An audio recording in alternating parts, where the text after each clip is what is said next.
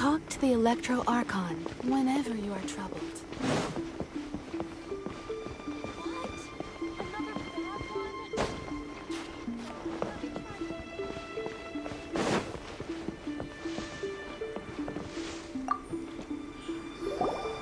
Why, hello.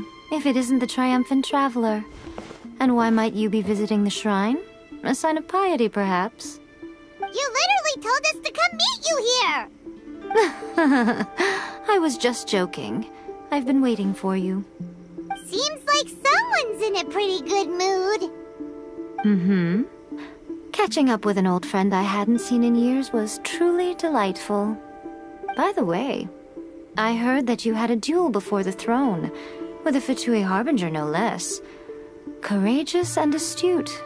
I must say, I am most impressed.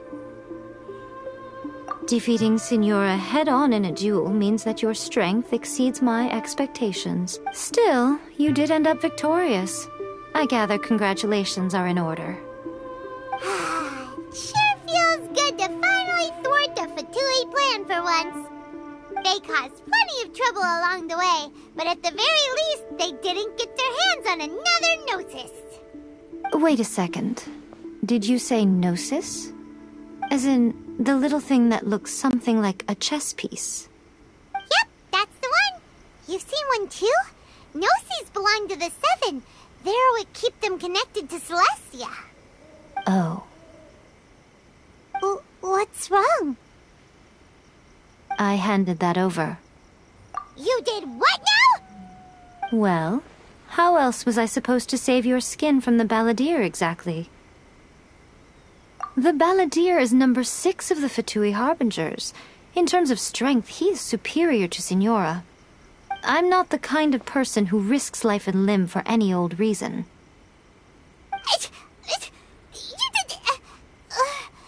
For once, Paimon did... After A created her puppet vessel, she no longer had anywhere to put it. As her erstwhile closest friend, A handed it over to me, and I've kept it in the Grand Narukami Shrine ever since. She no longer needs the power of the Gnosis, and in any case, she tells me she has severed ties with Celestia. Thus the Gnosis became not only useless, but also a potential source of conflict. Is that not a good bargain, exchanging it for the one at the core of the plan? Judging by the results at least, I dare say I struck a good deal. When you put it like that, Paimon has to agree. The Traveler is worth more... Well, what's done is done, and Paimon heartily thinks we'll be getting it back now. Let's leave the past in the past. So anyway, you still haven't told us why you called us here today. It's to thank you. Really? You intend to travel all over Teyvat, and the time has come for the Inazuma leg of your trip to come to an end, has it not? As a mark of my gratitude, I will answer any questions you may have about the road ahead or the events of the past. What would you like to know about? That puppet was built with technology that has been lost to time. Perhaps she, as a god, is the only one privy to the knowledge of its origins. Still, there's one other thing on this topic that I suspect you may be curious to know. Before A began modifying her own godly form, she took it upon herself to create a prototype puppet. So, you mean there are 3 Raiden Shoguns? No. The prototype was merely a proof of concept. Its appearance and intellect were not based on A. It was a test. The original plan was for A to simply discard it. But perhaps A thought this to be too cruel, because in the end she chose only to seal the power within it. Later, this puppet wandered Inazuma as an ordinary human male with his own consciousness, until the Fatui took an interest in him. Ugh, not the Fatui!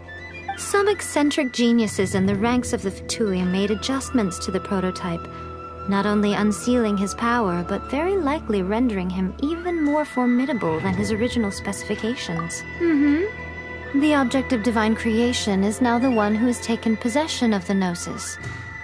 And the What a crazy story! It is, isn't it? Who can say whether it's coincidence or destiny? Are you sure? Okay then. Oh, try to keep it safe. Is that all you intend to do with it?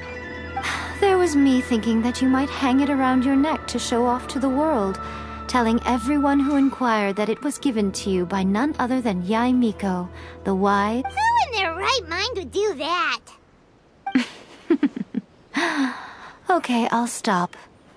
Now, a question for you. Traveler, what is your ambition?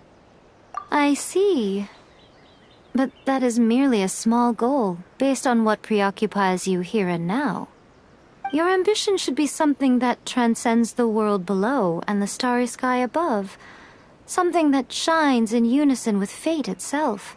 Perhaps the reason you do not possess a vision is that such an ambition has yet to be engendered within you. It's a possibility. Continue on your journey, and maybe that moment will come to pass.